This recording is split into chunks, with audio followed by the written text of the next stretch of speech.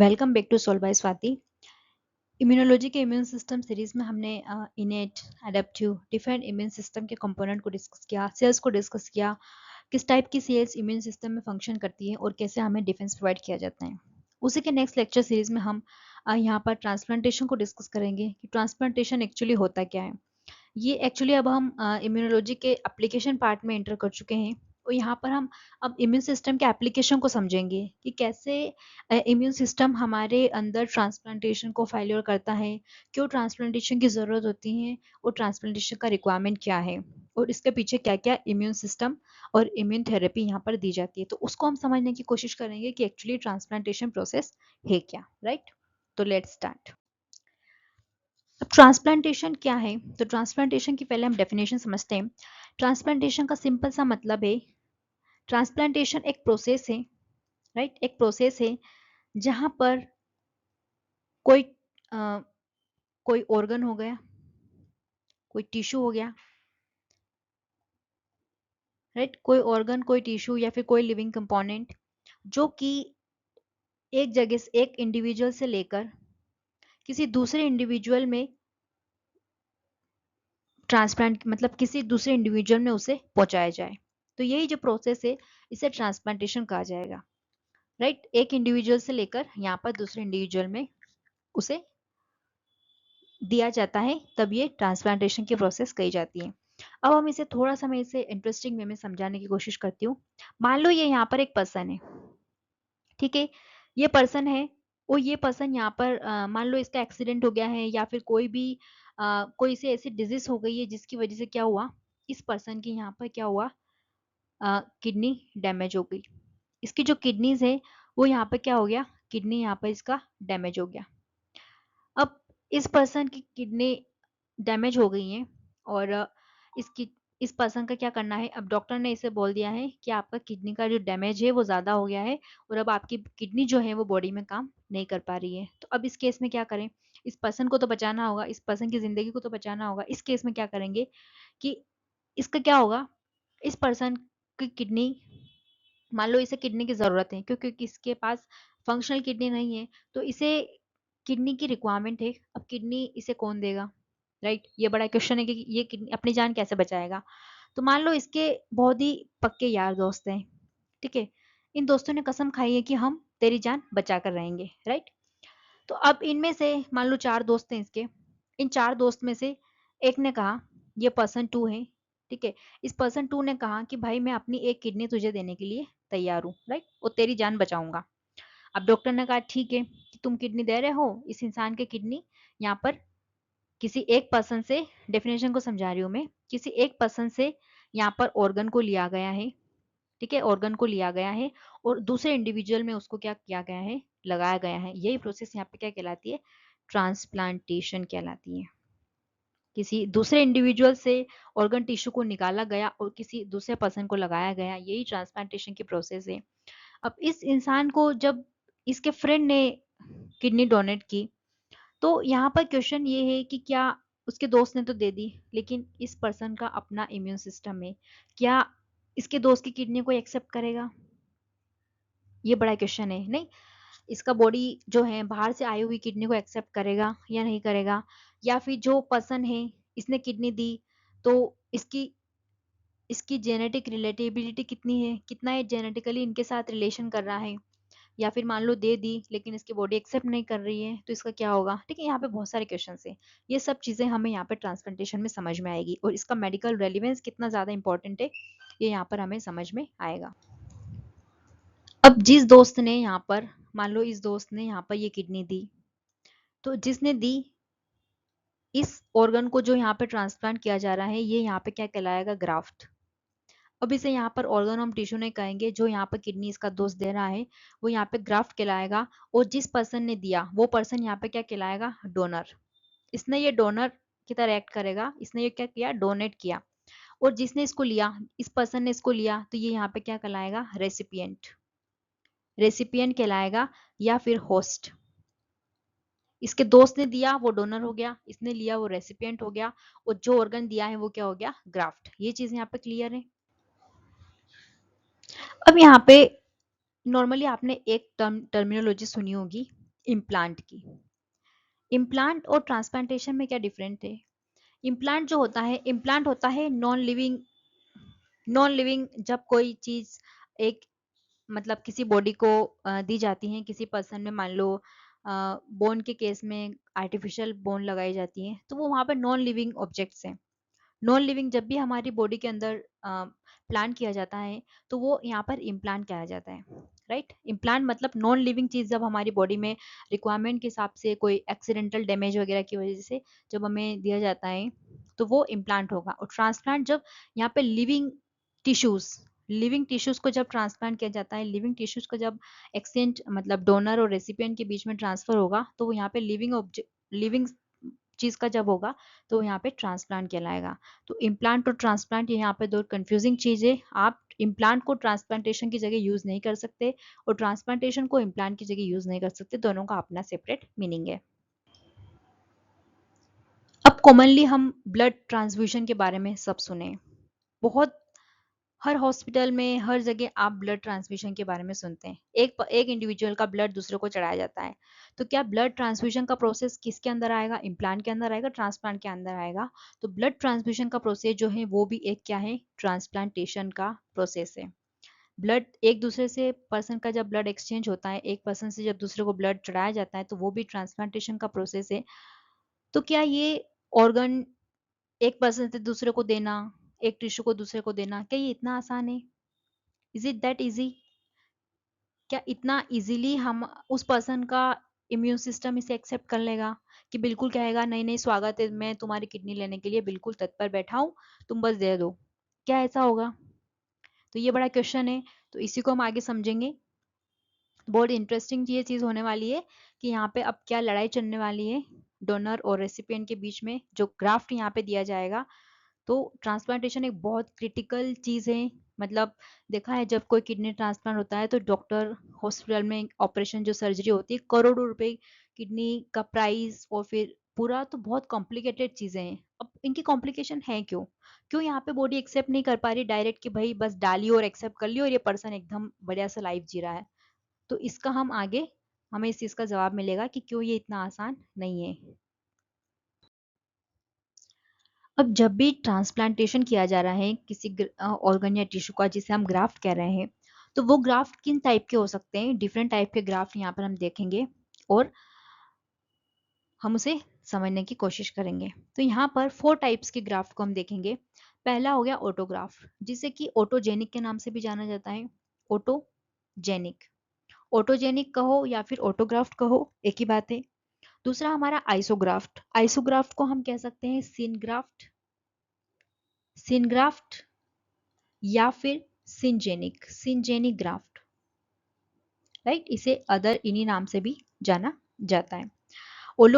Allograft, जिसे कि allogenic के नाम से भी जाना जाता है, एलोजेनिक ग्राफ्ट या फिर एलोग्राफ्ट। और जीनोजेनिक ग्राफ्ट, या फिर जीनोजेनिक ग्राफ्ट। ये 4 टाइप्स के यहाँ पर ग्राफ्ट ऑर्गन ट्रांसप्लांटेशन में यूज किए जा सकते हैं। अब हम समझते हैं यहाँ पर कि जो ऑटोग्राफ्ट होगा या ऑटोजेनिक ग्राफ्ट होगा, उसमें क्या होगा? ये पर्सन है इंडिविजुअल, इसी सेम पर्सन का कोई ऑर्गन या टिश्यू लिया और इसी में यहाँ पर कहीं और इसकी बॉडी डिफरेंट बॉडी पार्ट में इसे ट्रांसप्लांट किया गया। मान लो ये जो पर्सन है इसका कोई यहाँ पर बर्न हो गया, इसकी स्किन जो है यहाँ पर बर्न हो गई, ठीक है। अब इस पर्सन की स्किन जो है वो इसी के डिफरेंट बॉडी पार्ट से यहाँ पर सेम इसी पर्सन से जब इस ग्राफ्ट को ट्रांसप्लांट किया जाएगा तो ये ऑटोग्राफ्ट कहलाएगा। मतलब ये खुद इंडिविजुअल किसी इसके बॉडी पार्ट से डिफरेंट पार्ट से स्किन को यहाँ पर ट्रांसप्लांट किया जाएगा और यहाँ पे इसकी हीलिंग की जाएगी। तो ये केस यहाँ पे होगा ऑटोग्राफ्ट। ऑटो से समझ में आ रहा मतलब खुद का, अपना खुद का जब यूज किया जा रहा है ग्राफ, डोनर टिश्यू जो है, रिसिपिएंट भी यही है, डोनर भी यही है, तो इस केस में यहाँ पर ऑटोग्राफ्ट हो जाएगा। आइसोग्राफ्ट में क्या होगा? आइडेंटिकल ट्विंस या फिर हम कह सकते हैं मोनोजाइगोटिक ट्विंस। मोनोजाइगोटिक ट्विंस जो कि ऐसे ट्विंस जो कि सेम जाइगोट से बने हुए हैं, तो इस केस में क्या होगा? इनकी जेनेटिक रिलेटेडनेस क्या होगी? बहुत ज्यादा क्लोज होंगे। इस केस में मान लो इन दो ट्विंस में से कोई एक ट्विंस को ग्राफ्ट की रिक्वायरमेंट है, तो इसका जो आइडेंटिकल ट्विंस होगा वो यहाँ पे क्या कर देगा? डोनर की तरह एक्ट करके इसे ग्राफ्ट यहाँ पर दे देगा। तो डोनर और रेसिपिएंट क्या होंगे यहाँ पर आइडेंटिकल ट्विंस होंगे। इस केस को क्या कहा, ऐसे ग्राफ को क्या कहा जाएगा, आइसोग्राफ क्या कहा जाएगा, या फिर सिनग्राफ या सिनजेनिक ग्राफ्ट। तीसरा केस यहाँ पर आता है एलोग्राफ्ट। एलोग्राफ में क्या होगा कि यहाँ पे ये पर्सन और ये पर्सन दोनों दूर दूर के रिश्तेदार हैं, मतलब एक ही स्पीशीज के मेंबर है, यहाँ पे स्पीशीज सेम है लेकिन उसके मेंबर अलग अलग है, राइट। यह कह सकते हैं हम different member of same species, different member of species, right. अब है तो इंसान ही है लेकिन बहुत दूर दूर के इंसान है। तो अब मान लो यहाँ पर इसने ग्राफ्ट दिया, तो इस केस में कहलाएगा एलोग्राफ्ट या फिर एलोजेनिक ग्राफ्ट। चौथा यहाँ पे आता है जीनोजेनिक ग्राफ्ट। इस पर्सन को मान लो ये इंसान है और इस इंसान में यहाँ पे ग्राफ्ट लिया गया है किसी दूसरी स्पीशीज से। वो स्पीशीज यहाँ पे पिग हो सकती हैं और कोई एनिमल हो सकता है जिस एनिमल्स का यहाँ पर क्या किया गया है, इस ग्राफ्ट को निकाल के इस ह्यूमन को लगाया गया है। तो इस केस में क्या हो जाएगा, जीनोग्राफ्ट। जीनो का मतलब ही होता है डिफरेंट स्पीशीज, राइट। तो या फिर हम इसे कह सकते हैं जीनोजेनिक ग्राफ्ट। अब यहाँ पर इन चारों ग्राफ्ट में किस किस केस में ग्राफ को इजीली एक्सेप्ट किया जाएगा या रिजेक्ट किया जाएगा। मान लो सेम पर्सन का ग्राफ्ट है तो यहाँ पे बॉडी इसे इजीली एक्सेप्ट कर लेगी, राइट, क्योंकि अपना खुद का इम्यून सिस्टम है और अपने खुद से ही टिश्यू लिया गया है, तो इम्यून सिस्टम को ज्यादा प्रॉब्लम नहीं होगी, वो इसे एक्सेप्ट कर लेगा। आइडेंटिकल ट्विंस में भी अभी मैंने बताया कि इनका जो जेनेटिक क्लोजनेस है वो ये जेनेटिकली क्या है, बहुत ज्यादा रिलेटेड है, क्योंकि सेम जाइगोट से बने हैं तो इनका जेनेटिक जो भी डीएनए कॉन्स्टिट्यूशन है वो यहाँ पर लगभग सेम होगा। इस केस में यहाँ पे जो चांसेस हैं ग्राफ को एक्सेप्ट करने के वो यहाँ पे बहुत ज्यादा है, राइट। तीसरा जो हमारा केस आता है एलोग्राफ्ट का, एलोजेनिक ग्राफ्ट का। इस केस में हमने सेम स्पीशीज का यूज किया है लेकिन यहाँ पर भी रिजेक्शन के चांसेस क्या है, बहुत ज्यादा है, क्योंकि इनका जो जेनेटिक क्लोजनेस है वो बहुत कम है। ये पर्सन बहुत किसी दूसरे फैमिली का हो सकता है, मतलब इनके जो फैमिली रिलेशन है, जो भी हम कह सकते हैं कि पेडिग्री रिलेशन है वो बहुत दूर दूर है, तो यहाँ पे रिजेक्शन के चांसेस बहुत ज्यादा होंगे।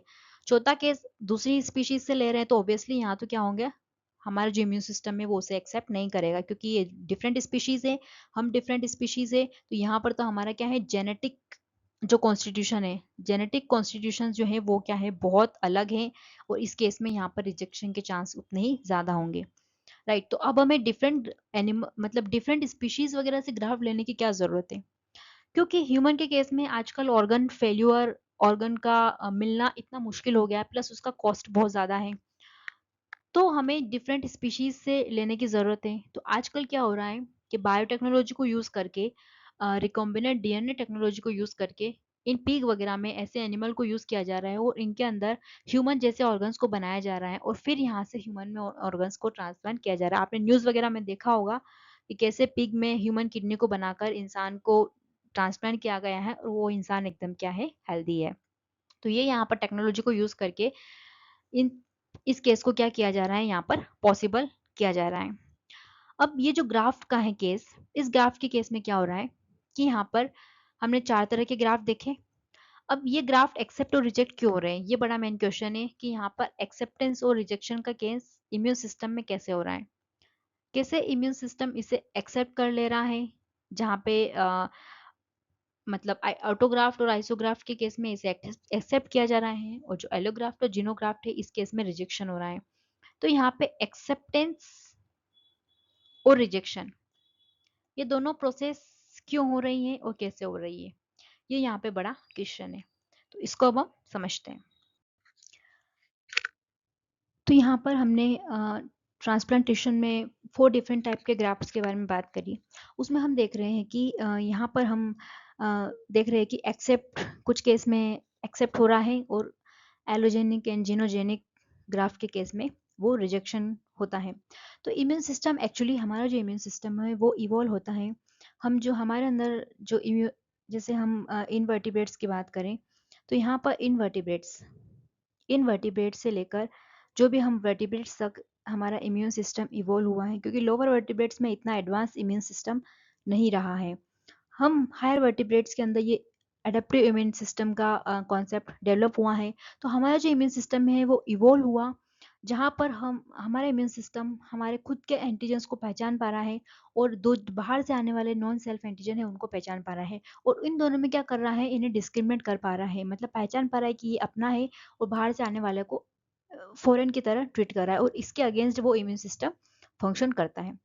अब यहाँ पर ट्रांसप्लांटेशन के केस में क्या होता है, ट्रांसप्लांटेशन के केस में हमें जब हम डोनर से रेसिपिएंट को ग्राफ्ट ट्रांसप्लांट करते हैं तो हमें यहाँ पर इम्यून सिस्टम की एक प्रॉपर्टी जो है, वो ये जो प्रॉपर्टी है सेल्फ और नॉन सेल्फ की प्रॉपर्टी, डिस्क्रिमिनेशन की जो प्रॉपर्टी है, वो हमें यहाँ पर रिक्वायर्ड नहीं है, अनडिजायरेबल है, मतलब इसकी यहाँ पर हमें रिक्वायरमेंट नहीं है।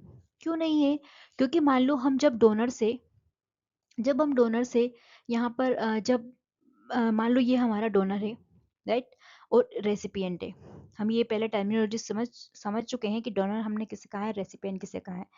तो जो हमारा यहाँ पर रेसिपिएंट है, मान लो डोनर से जब रेसिपिएंट को ग्राफ्ट दिया गया, और जब रेसिपिएंट को जब ग्राफ्ट दिया गया, तो इस ट्रांसप्लांटेशन के केस में मान लो इस रेसिपिएंट का जो इम्यून सिस्टम है वो यहाँ पर अब सेल्फ एंड जो नॉन सेल्फ है वो यहाँ पर प्रॉपरली बहुत ज़्यादा डिस्क्रिमिनेट कर पा रहा है अपने और पराये में, तो बहुत जल्दी यहाँ पे क्या हो जाएगा, ग्राफ्ट रिजेक्शन हो जाएगा, राइट। तो ग्राफ्ट रिजेक्शन को बचाने के लिए हम कि हमारा जो ग्राफ्ट हमने लगाया है दूसरे इंडिविजुअल में वो यहाँ पर रिजेक्ट ना हो, इस केस में हमें जो इम्यून सिस्टम की जो प्रॉपर्टी है डिस्क्रिमिनेशन की, वो प्रॉपर्टी हमें यहाँ पर रिक्वायर्ड नहीं है। हम चाहते हैं कि जो इम्यून सिस्टम है इस केस में, ट्रांसप्लांटेशन के केस में, हमारे सिस्टम जो है वो जो रिकॉग्नाइज कर रहा है उस रिकॉग्निशन की प्रोसेस क्या हो, थोड़ी स्लो हो, क्योंकि अगर वो उसने जब बहुत जल्दी नॉन सेल्फ को रिकॉग्नाइज कर लिया तो वो ग्राफ्ट को बहुत जल्दी क्या कर देगा, रिजेक्ट कर देगा, और इस केस में यहाँ पर ट्रांसप्लांटेशन का कोई भी मतलब नहीं है। तो जब हम अनरिलेटेड इंडिविजुअल की या स्पीशीज की जब भी हम डोनर से ग्राफ्ट को ट्रांसप्लांट करते हैं तो यहाँ पे क्या होता है, ग्राफ्ट रिजेक्शन के चांसेस बहुत ज़्यादा होते हैं, क्योंकि यहाँ पर अनरिलेटेड इंडिविजुअल मतलब ये क्या है, जेनेटिकली बहुत ज़्यादा क्या है, डिसिमिलर है। जेनेटिकली डिसिमिलर होने की वजह से यहाँ पर ग्राफ्ट रिजेक्शन क्या होगा, बहुत रिग्रेस होगा। दूसरा, स्पीशीज, जब हमने जीनोग्राफ्ट की बात करी तो हम देख रहे हैं कि हम as a donor different species का ग्राफ्ट ह्यूमन में अगर लगा रहे हैं तो यहाँ पे डिफरेंट स्पीशीज होने की वजह से भी ग्राफ्ट रिजेक्शन बहुत ज़्यादा होगा। तो इस केस में क्या किया जाए, इस केस में हमें इम्यून सिस्टम के थोड़े से फंक्शंस को समझना होगा। इससे पहले लेक्चर में हमने इम्यून सिस्टम के लेक्चर सीरीज में हमने डिफरेंट कॉन्सेप्ट को समझने की कोशिश करी, तो वो कॉन्सेप्ट जो है हमने इम्यून सिस्टम को समझा, वो यहाँ पर आपको इस चीज़ को लिंक करने में बहुत हेल्प करेंगे। अगर आपने प्रीवियस लेक्चर देखे होंगे तो जब मैं ये आगे कॉन्सेप्ट इसका डिस्कस करूंगी ट्रांसप्लांटेशन का, तो आप इजीली कनेक्ट कर पाएंगे कि हर चीज़ एक दूसरे से कनेक्टेड है। अब यहाँ पर हमारे ह्यूमन सिस्टम में कुछ ऐसे इम्यूनोलॉजिकली प्रिविलेज साइट होती हैं जहाँ पर ह्यूमन का जो इम्यून सिस्टम है वो सेल्फ और नॉन सेल्फ में रिकॉग्नाइज नहीं कर पाता है। अच्छा, तो ये कौन सी साइड है जो जहाँ हमारा इम्यून सिस्टम रिकॉग्नाइज नहीं कर पाता है, मतलब हमारे ह्यूमन में अगर हम बात करें तो ह्यूमन में कुछ साइड ऐसी हैं, कुछ ऑर्गन टिश्यू ऐसे हैं जहाँ पर इम्यून सिस्टम, चाहे आप डोनर या रेसिपिएंट किसी का भी ऑर्गन टिश्यू वहाँ पर लगा दो, इम्यून सिस्टम उसे रिजेक्ट नहीं करता। तो यहाँ पर फर्स्ट जो हमारा आता है, अगर हम प्रिविलाइज्ड ऑर्गन या साइट्स की बात करें तो फर्स्ट हमारा आता है कॉर्निया, राइट। फर्स्ट हमारा जो आता है यहाँ पर वो आता है कॉर्निया। अच्छा, ये दिख नहीं रहा है यहाँ पर, जो हमारा फर्स्ट है कॉर्निया। अब हमने ये कॉर्निया जो प्रेजेंट है वो हमारी कहाँ प्रेजेंट है, आई, जो हमारी आंखें हैं, आंखों के ऊपर एक ट्रांसपेरेंट मेम्ब्रेन प्रेजेंट है जिसे कि कॉर्निया कहा जाता है। ये कॉर्निया यहाँ पे क्या करता है, लाइट को रेटिना पर फोकस कराने का काम करता है। ट्रांसपेरेंट मेम्ब्रेन है ये, राइट। और इस ट्रांसपेरेंट कॉर्निया मेम्ब्रेन में क्या होता है, ब्लड सप्लाई एब्सेंट होता है। अब कॉर्निया के अंदर जो हमारे आँख के ऊपर ट्रांसपेरेंट झिल्ली होती है, यहाँ पर ब्लड सप्लाई है ही नहीं। तो अब जब ब्लड सप्लाई है ही नहीं तो यहाँ पे क्या होता है, इम्यून सेल्स पहुंच ही नहीं पाती है। अब इम्यून सेल्स नहीं पहुंच पाती है तो वो यहाँ पर क्या करेगी, इम्यून एक्शन परफॉर्म नहीं कर पाएगी। इस केस में हम क्या कर सकते हैं कि मान लो हम किसी भी ह्यूमन का, चाहे वो जेनेटिकली सिमिलर हो, जेनेटिकली हमारे क्लोज हो नहीं हो, किसी भी दूर दराज रिश्तेदार का हम कॉर्निया यहाँ पे क्या कर सकते हैं, मान लो आई में कॉर्निया डैमेज हो गया, उस केस में यहाँ पर किसी का भी कॉर्निया किसी को लगाया जा सकता है, क्योंकि ये ऐसी साइट है जहाँ पर क्या है, हमारा इम्यून सिस्टम काम नहीं कर पा रहा है क्योंकि ब्लड सप्लाई एब्सेंट है। दूसरा जो यहाँ पर आता है वो है यहाँ पर हार्ट वॉल। जो हमारे हार्ट के अंदर वॉल्व प्रेजेंट होते हैं जो कि हार्ट में ब्लड फ्लो को बैकवर्ड जाने से रोकते हैं, जो हमारा लेफ्ट एट्रियम राइट एट्रियम होता है, लेफ्ट एट्रियम, राइट एट्रियम, उसके बीच में जो वॉल प्रेजेंट होते हैं वो भी इम्यूनोलॉजिकली प्रिविलेज साइड है, मतलब कि यहाँ पे इम्यून सिस्टम हमारा एक्टिवली रिजेक्शन में काम नहीं करता है। तो ये दो ऐसी साइड है ह्यूमन के अंदर जो कि इम्यूनोलॉजिकली प्रिविलेज्ड है। मतलब अगर हम किसी अनरिलेटेड इंडिविजुअल का भी लगाते हैं तो इजीली इम्यून सिस्टम इसे क्या कर सकता है, नॉन फॉरेन एंटीजन्स को इजीली रिकॉग्नाइज नहीं कर सकता है। तो ये दो केसेस हमें यहाँ पर ध्यान में रखने हैं। नेक्स्ट हम आगे समझने की कोशिश करेंगे कि इसी से कनेक्ट करते हुए कि अब हम समझेंगे कि इम्यून सिस्टम का वो क्या चीजें हैं जो ग्राफ्ट रिजेक्शन को ट्रिगर कर रही है, ग्राफ रिजेक्ट कर रही है। तो अब हमारा अब हमारा यहाँ पर मेन क्वेश्चन ये है कि ग्राफ्ट एक्सेप्ट और रिजेक्ट क्यों हो रहा है, राइट। तो हमने दो ग्राफ्ट के केस में बात करी, एक एलोजेनिक ग्राफ्ट एंड एक जिनोजेनिक ग्राफ्ट, जो डिफरेंट स्पीशीज से है या फिर अनरिलेटेड इंडिविजुअल से है सेम स्पीशीज में। उन दो केसेस में हमें यहाँ पर रिजेक्शन बहुत ज्यादा देखने को मिलता है। तो वो हो क्यों रहा है, ऐसा क्या हो रहा है हमारे इम्यून सिस्टम के फंक्शनिंग में कि यहाँ पर ग्राफ्ट को रिजेक्ट कर दिया गया है, मतलब डोनर उसे एक्सेप्ट ही नहीं कर रहा है। तो मैं थोड़ा सा इसके इम्यून सिस्टम को फंक्शन को समझाना चाहूंगी। तो यहाँ पे क्या होता है, यह रेसिपिएंट है जहाँ पर इस डोनर से ग्राफ्ट को लगाया गया है। वो ग्राफ्ट चाहे किडनी हो, कोई ऑर्गन हो, कोई टिश्यू हो, जिसे हम क्या कह रहे हैं, ग्राफ्ट कह रहे हैं। और इस ट्रांसप्लांटेशन की प्रोसेस में जब डोनर मान लो ये पर्सन यहाँ से कोई किडनी डोनेट कर रहा है इस पर्सन को जिसको रिक्वायर्ड है किडनी, राइट। तो इस ट्रांसप्लांटेशन की प्रोसेस में यहाँ से ये जो पर्सन डोनर है, इस डोनर ने जो ऑर्गन इस रेसिपिएंट को दिया है, उस ऑर्गन के पास भी तो कुछ एंटीजन होंगे। और इसका दिया हुआ ऑर्गन टिश्यू इस पर्सन के लिए तो क्या होगा, फॉरेन की तरह काम करेगा। ये तो पराया है क्योंकि ये इसका खुद का तो है नहीं, ये तो बाहर से आया है। तो अब इस पर्सन का इम्यून सिस्टम इस ऑर्गन को फॉरेन एंटीजन की तरह ट्रीट करेगा, राइट। और इस वजह से यहाँ पर जो डोनर ने ऑर्गन टिश्यू दिया है इस रेसिपिएंट को, इस केस में यहाँ पर जो ये ग्राफ्ट है, इस ग्राफ्ट में यहाँ पर ये जो ऑर्गन है, टिश्यू है, इस पे क्या होंगे, डिफरेंट प्रोटीन्स प्रेजेंट होंगे, डिफरेंट एंटीजन्स प्रेजेंट होंगे। और जो डोनर के थ्रू यहाँ पे एलोग्राफ्ट में जो टिश्यू ऑर्गन के थ्रू जो एंटीजन जा रहे हैं उन्हें क्या कहा जाएगा, एलो एंटीजन के नाम से जाना जाता है। अब ये एलो एंटीजन्स यहाँ पर डोनर रेसिपिएंट के केस में, जब ये एलो एंटीजन्स यहाँ पर इस ऑर्गन के थ्रू यहाँ पर इस पर्सन में जाएंगे, रेसिपिएंट में जाएंगे, तो इस केस में यहाँ पर इस पर्सन के इम्यून सिस्टम में ये यहाँ पर cell mediated immunity and adaptive immune system को क्या करेंगे, एक्टिवेट करेंगे, राइट। इस केस में यहाँ पे क्या होगा, दोनों ही cellular immunity and adaptive immunity यहाँ पर एक्टिवेट होगी, राइट। तो एडेप्टिव इम्यूनिटी के केस में हमने टी और सेल्स की बात करी, ये दोनों सेल्स के फंक्शन को भी हमने डिस्कस किया है डेप्थ में। तो आप इससे प्रीवियस लेक्चर के इम्यून सिस्टम के लेक्चर्स को जब देखेंगे तो आपको ये सब चीजें क्लियर हो जाएगी। सेल मीडिएटेड इम्यूनिटी को हमने डिस्कस किया है। तो इस पर्सन के अंदर यहाँ पे क्या हुआ, दोनों ही इम्यूनिटी एक्टिवेट होगी। और ये जो ग्राफ्ट यहाँ पे लगाया गया है, इस ग्राफ्ट को क्या कर दिया जाएगा, रिजेक्ट कर दिया जाएगा। तो ये पूरा प्रोसेस यहाँ पे चल रहा है।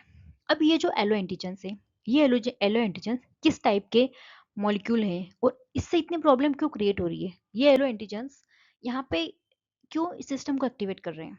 तो ये जो एलो एंटीजन्स हैं, ये एलो एंटीजन्स यहाँ पर क्या करते हैं, यहाँ पर एलो एंटीजन्स जो हैं, ये allo antigens act as foreign act as foreign antigens. ये एलो एंटीजन्स जब भी डोनर के अंदर जाएंगे तो ये यहाँ पर फॉरेन एंटीजन्स की तरह ट्रीट करेंगे और रेसिपिएंट के इम्यून सिस्टम को क्या करेंगे, एक्टिवेट करेंगे।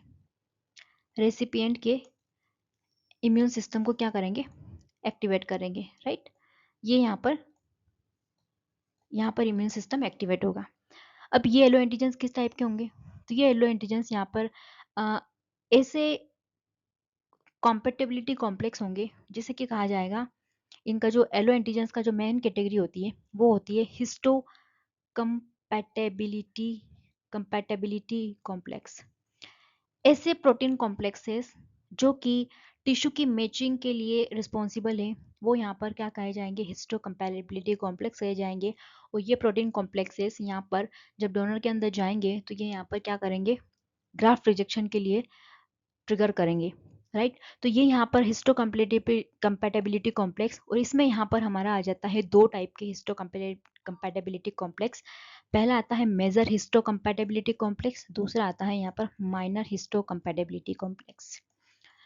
अब जो मेजर हिस्टो कंपैटिबिलिटी कॉम्प्लेक्स है, इसका ऑलरेडी हम पूरा लेक्चर यहाँ पर इम्यून सिस्टम लेक्चर सीरीज में डिस्कस कर चुके हैं। एमएससी जो मॉलिक्यूल हमने डिस्कस किए हैं उसके फंक्शन हम डिस्कस किए हैं। तो मेनली जो इनका फंक्शन होता है वो होता है एंटीजन प्रेजेंटेशन का।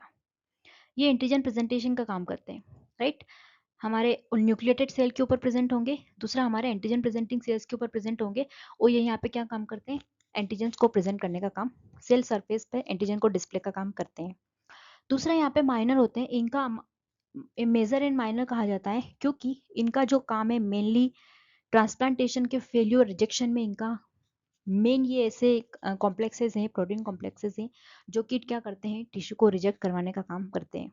इनका रोल थोड़ा कम है लेकिन ये भी रिस्पॉन्सिबल होते हैं, इसलिए इन्हें मेजर और माइनर के नाम से दिया गया है।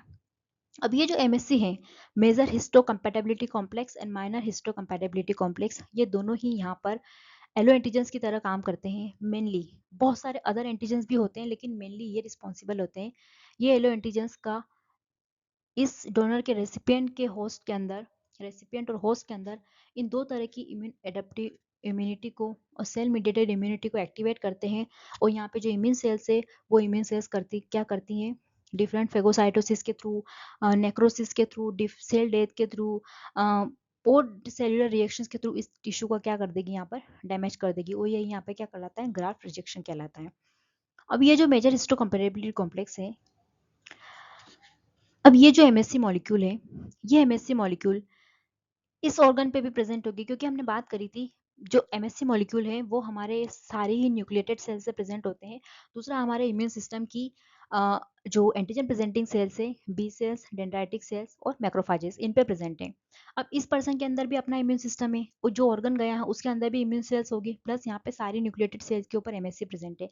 अब इन एमएससी को ये जो पर्सन का इम्यून सिस्टम है वो फॉरेन एंटीजेंस की तरह देखेगा और इनको खत्म करने की कोशिश करेगा, राइट। तो इन फॉरेन एंटीजेंस को अपने एमएससी पर डिस्प्ले करेगा और जो इस पर्सन की इम्यून सेल्स है उन्हें कहेगा कि ये बाहर से कोई दूसरा एंटीजन आया है, इसे खत्म करो। नहीं, एक्सेप्ट नहीं कर रहा है वो, मतलब उसके अगेंस्ट अपने इम्यून सिस्टम को क्या कर रहा है, ट्रिगर कर रहा है। और यही प्रोसेस क्या कहलाती है, हमारी ग्राफ्ट रिजेक्शन कहलाती है। तो ग्राफ्ट रिजेक्शन के केस में हमारे जो एंटीजन्स हैं वो एंटीजन मेनली कौन से हैं, एमएससी। एमएससी ही हमारे ग्राफ्ट रिजेक्शन के लिए रिस्पॉन्सिबल होते हैं। दूसरी इंपॉर्टेंट बात यहाँ पे आ जाती है कि कौन सी इम्यून सेल्स इस डोनर के अंदर, कौन सी ऐसी इम्यून सेल्स है जो कि इस ग्राफ्ट रिजेक्शन को फेल करवाने में काम कर रही है। तो मेनली यहाँ पर हमारी T helper cells and T cells, TC cells, T helper cells and T cytotoxic cells, ये यहाँ पर मेन ग्राफ्ट रिजेक्शन की सेल्स है क्योंकि ये सेल्स यहाँ पर बी सेल्स को भी एक्टिवेट करती हैं, राइट। टी हेल्पर सेल्स यहाँ पे बी सेल्स को भी एक्टिवेट करती हैं और ये बी सेल्स क्या करती हैं, इन एमएससी के अगेंस्ट क्या करती हैं, एंटीबॉडीज बनाती हैं और इन्हें यहाँ पे क्या करती हैं, डिस्ट्रॉय करने का काम करती है। जो साइटोटॉक्सिक सेल्स है वो साइटोटॉक्सिक सेल्स यहाँ पे इस टिश्यू की डायरेक्ट क्या करेगी, किलिंग करेगी। जो डोनर टिश्यू आया है उसकी सेल्स को क्या करेगी, यहाँ पर डायरेक्ट किलिंग करेगी, डायरेक्ट किलिंग ऑफ सेल्स। तो यहाँ पे डिफरेंट तरीके से कुल मिला के इस पर्सन का जो इम्यून सिस्टम है वो इस आए हुए ग्राफ को पूरा कोशिश कर रहा है कि बस इसे क्या कर दे, रिजेक्ट कर दे। इसके लिए क्या क्या रिस्पॉन्सिबल है, एलो एंटीजेंस रिस्पॉन्सिबल है और उसने भी main category major histocompatibility complex, ये रिस्पॉन्सिबल है यहाँ पर इस सिस्टम में इम्यून सिस्टम को एक्टिवेट करने के लिए। तो होप यहाँ पर आपको ग्राफ रिजेक्शन का कॉन्सेप्ट समझ में आया होगा कि एक्चुअली में जो किडनी ट्रांसप्लांट किए जाते हैं वो किसी पर्सन में क्यों इतना जल्दी रिजेक्ट हो जाते हैं, राइट। तो ये आपको यहाँ पर क्लियर हो गया होगा। और यहाँ पर मैंने कोशिश की है बिल्कुल इजी वे में समझाने की, इससे इजी वे आई थिंक समझाना मुश्किल है। तो होप ये क्लियर हो गया होगा आपको। अब जब भी जितने भी world wide transplant, organ transplantation और टिश्यू ट्रांसप्लांटेशन होते हैं, कोई भी चाहे क्लिनिकल प्रॉब्लम हो, चाहे भी कोई मेडिकल इशू हो या फिर कोई ऑर्गन डैमेज हो गया हो, क्योंकि हमारी डाइट बहुत सारी चीज़ें रिस्पॉन्सिबल है आजकल हमारे ऑर्गन फेलियर के लिए। तो जितने भी ऑर्गन ट्रांसप्लांट हो रहे हैं उसमें सबसे ज़्यादा 75% इंसानों में क्या हो रही है, किडनी ट्रांसप्लांट की जा रही है। Liver, heart, lung and bone marrow ये सब भी यहाँ पर ट्रांसप्लांट किए जा रहे हैं। बहुत ज़्यादा आजकल ऑर्गन डैमेज की प्रॉब्लम हो गई है। तो यहाँ पर हम जो ट्रांसप्लांटेशन है उस ट्रांसप्लांटेशन का जो हमने रिजेक्शन का फंडा पढ़ा है, तो रिजेक्शन के केस में यहाँ पे मैं आपको 3 टाइप के रिजेक्शन समझा देती हूँ कि रिजेक्शन जो है वो रिजेक्शन टाइम पे डिपेंड कर रहे हैं कि कितना रिग्रेसली रिसिपिएंट का इम्यून सिस्टम काम कर रहा है और वो इसे क्या कर रहा है, रिजेक्ट कर रहा है। पहला हम यहाँ पे देखते हैं हाइपर एक्यूट पहला हम यहाँ पर देख रहे हैं hyper acute rejection, hyper acute rejection. दूसरा यहाँ पर हमारा आता है क्रोनिक रिजेक्शन, क्रोनिक। दूसरा हमारा यहाँ पे आता है अक्यूट, हम यहाँ पे इसको बाद में लिख देते हैं। दूसरा हमारा आता है एक्यूट ग्राफ्ट रिजेक्शन, राइट, क्योंकि ये सभी इसी की कैटेगरी हैं तो यहाँ पे मैं GR लिख देती हूँ। तीसरा यहाँ पर आता है हमारा क्रोनिक ग्राफ्ट रिजेक्शन। अब ये 3 तरह के ग्राफ्ट रिजेक्शन है, डिपेंड कर रहे हैं कि टाइम कितना है। हाइपर एक्टिव ग्राफ्ट रिजेक्शन ऐसे होते हैं कि अप्रोक्सीमेटली 24 घंटे के अंदर ट्रांसप्लांट किया और 24 घंटे के अंदर ही डोनर रेसिपिएंट के इम्यून सिस्टम ने इसको क्या कर दिया, इस आए हुए ग्राफ्ट को क्या कर दिया, रिजेक्ट कर दिया। तो ये आप सोच सकते हैं कि कितना डोनर का रिगरसली इम्यून सिस्टम काम किया होगा कि 24 घंटे में ही आए हुए ट्रांसप्लांट को क्या कर दिया, रिजेक्ट कर दिया गया। तो यहाँ पे क्या होता है, जो होस्ट है उस होस्ट के अंदर कोई भी मान लो इंडिविजुअल है, तो उस एंटीजेंस के अगेंस्ट यहाँ पे क्या होती है, पहले से ही कोई एंटीबॉडीज प्रेजेंट है और उन एंटीबॉडीज ने क्या कर दिया, उसके अगेंस्ट बहुत ज्यादा एक्शन करके इस ग्राफ्ट को क्या कर दिया, यहाँ पर रिजेक्शन कर दिया। तो यहाँ पे ये बहुत ही कॉम्प्लेक्स यहाँ पर हो जाता है।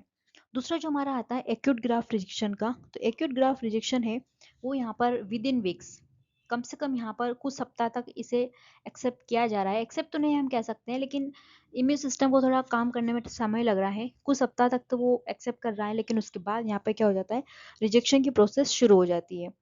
जो कि यहाँ पे ग्राफ्ट रिजेक्शन में यहाँ पर जो इम्यून सिस्टम है वो यहाँ पर इन्फ्लामेशन के थ्रू, राइट, बहुत सारे इन्फ्लामेटरी मीडिएटर रिलीज करती हैं। उसके बाद यहाँ पर साइटोकाइंस, तो ये सारे ही मॉलिक्यूल्स हमने ऑलरेडी डिस्कस कर चुके हैं, तो आपको यहाँ पर चीज़ें कनेक्ट करने में डिफिकल्टी नहीं होनी चाहिए।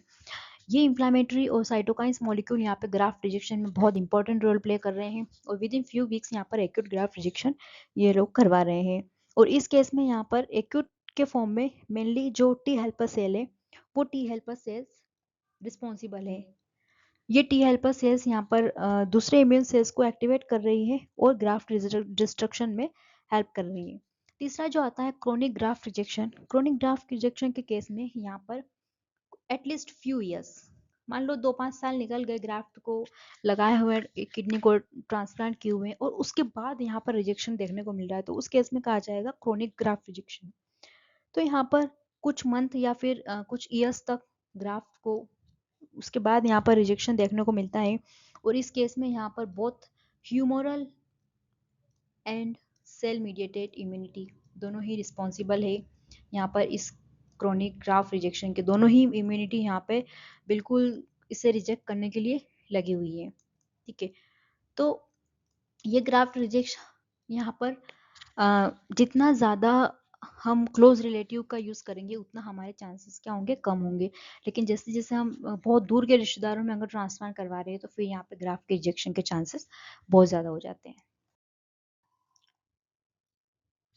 अब यहाँ पे जब ट्रांसप्लांटेशन की प्रोसेस स्टार्ट होती है, ट्रांसप्लांटेशन एक बहुत लंबी सर्जरी होती है जहाँ पर एक डोनर से ऑर्गन को निकाल कर रेसिपिएंट के अंदर डालना, तो एक काफ़ी कॉम्प्लिकेट सर्जरी होती है। तो उस केस में ट्रांसप्लांटेशन की जो प्रोसेस होती है, उस ट्रांसप्लांटेशन की प्रोसेस में यहाँ पे कुछ टेस्ट पहले परफॉर्म करने होते हैं। जो भी यहाँ पर डोनर होगा, डोनर एंड रेसिपिएंट जिसको कि लगाया जा रहा है ग्राफ, ठीक है, इन दोनों के यहाँ पे मेडिकल टेस्ट होते हैं, ठीक है। अब इन दोनों ही मेनली हमें जो रेसिपिएंट है, क्योंकि जिसके अंदर ट्रांसप्लांट करना है उसके भी बहुत सारे मेडिकल टेस्ट हमें करने होंगे, मेडिकल चेकअप्स होंगे। यहाँ पे डोनर के केस में भी चेक किए जाएंगे कि इस डोनर और इस रेसिपिएंट का यहाँ पे कितना % टिश्यू मैचिंग हो रही है, ठीक है, मतलब ये जेनेटिकली कितना रिलेटिव हैं, कितना इनका जो टिश्यू एक्सेप्टेंस का चांसेस है वो कितना कम है, कितना ज़्यादा है, तो वो पूरे यहाँ पे पहले क्या किया जाता है, प्री ट्रांसप्लांटेशन टेस्ट यहाँ पे परफॉर्म करने होते हैं, जिससे कि इंश्योर हो कि ग्राफ क्या हो, रिजेक्शन के चांस यहाँ पर मिनिमम हो और एक्सेप्ट ज़्यादा से ज़्यादा हो, क्योंकि एट द एंड पेशेंट को क्या करना है, उसकी जान को बचाना है। तो इस केस में यहाँ पे कुछ जो टेस्ट किए जाते हैं। फर्स्ट आता है ब्लड ग्रुप, ब्लड ग्रुप की मैचिंग की जाती है, क्योंकि ब्लड ग्रुप एक इम्पॉर्टेंट कंपोनेंट है जिसका कि मैचिंग बहुत ज़रूरी है। हम विदाउट ब्लड टाइपिंग के या ब्लड मैचिंग के ऑर्गन ट्रांसप्लांट नहीं कर सकते। चाहे कोई भी ऑर्गन हो, कोई भी टिश्यू हो, हमें पहले ब्लड ग्रुप को मैच करना ज़रूरी होगा, क्योंकि ब्लड ग्रुप में हमारे बहुत सारे प्रोटीन प्रेजेंट है। जो ब्लड में सेल्स प्रेजेंट है उनके ऊपर बहुत सारे एंटीजेंस है। तो सबसे पहले तो जो ब्लड जाएगा डोनर के अंदर, एक रेसिपिएंट के अंदर, वो ही यहाँ पे क्या कर देगा, इम्यून सिस्टम को ट्रिगर कर देगा। इसलिए ब्लड ग्रुप की मैचिंग क्या बहुत ज़्यादा ज़रूरी है, जिसे भी यहाँ पे ब्लड टाइपिंग भी कहा जाता है। क्योंकि जो सेल्स हैं, उन सेल्स के ऊपर यहाँ पे क्या है, बहुत सारे एंटीजेंस प्रेजेंट है, और उन एंटीजेंस को क्या करते हैं, यहाँ पे इम्यून सिस्टम को ट्रिगर करने का काम करते हैं। तो हमें पहले क्या करना होगा, ब्लड टेस्ट कर लेना होगा। दूसरा जो यहाँ पे टेस्ट होता है वो होता है एमएससी मैचिंग का। हमने एमएससी को देखा है, एमएससी का पूरा लेक्चर यहाँ पे अवेलेबल है इस वीडियो यूट्यूब चैनल पर। आप एमएससी को समझिए ताकि ये चीज़ें आपको क्लियर हो। एमएससी मैचिंग यहाँ पे करनी होगी। जो major histocompatibility tissue matching होती है, तो यहाँ पे टिश्यू की कंपैटिबिलिटी चेक की जाती है कि कितना, जब टिश्यू डोनर से रेसिपिएंट में जाएगा तो उसके मैचिंग के कितने चांसेस है, जिसे कि टिश्यू टाइपिंग भी कहा जाता है। तीसरा यहाँ पे आता है क्रॉस मैचिंग। क्रॉस मैचिंग के प्रोसेस में क्या होता है कि रेसिपिएंट के अंदर सीरम, जो रेसिपिएंट है उसके ब्लड सीरम में चेक किया जाता है कि क्या पहले से कोई इस आने वाले एंटीजन के अगेंस्ट कोई एंटीबॉडी तो नहीं है।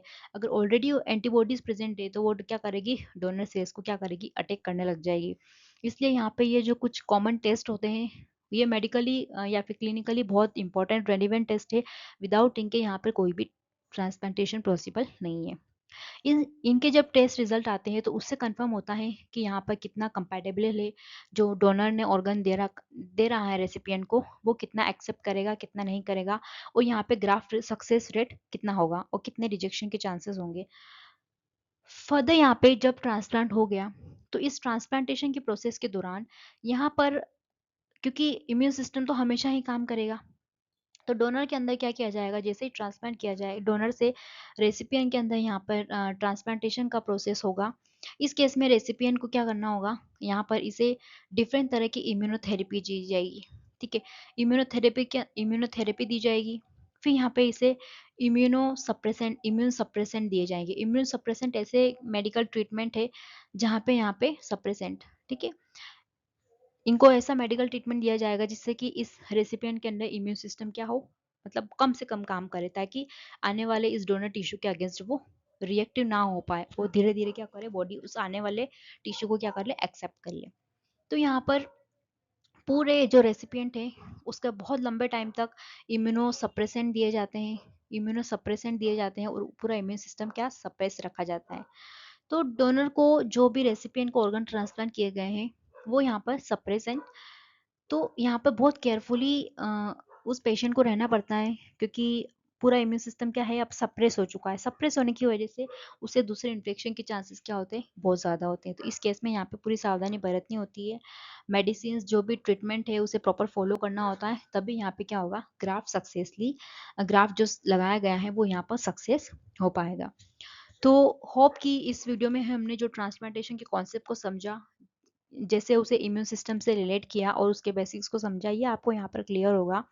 और ऐसे इंटरेस्टिंग वीडियोस बायोलॉजी से रिलेटेड, चाहे वो बेसिक से एडवांस तक हो, हम बायोलॉजी को इंटरेस्टेड वे में कन्वे करने की कोशिश कर रहे हैं। तो thank you for joining me, and like, share and subscribe this solve by Swati channel, and for more interesting content, thank you.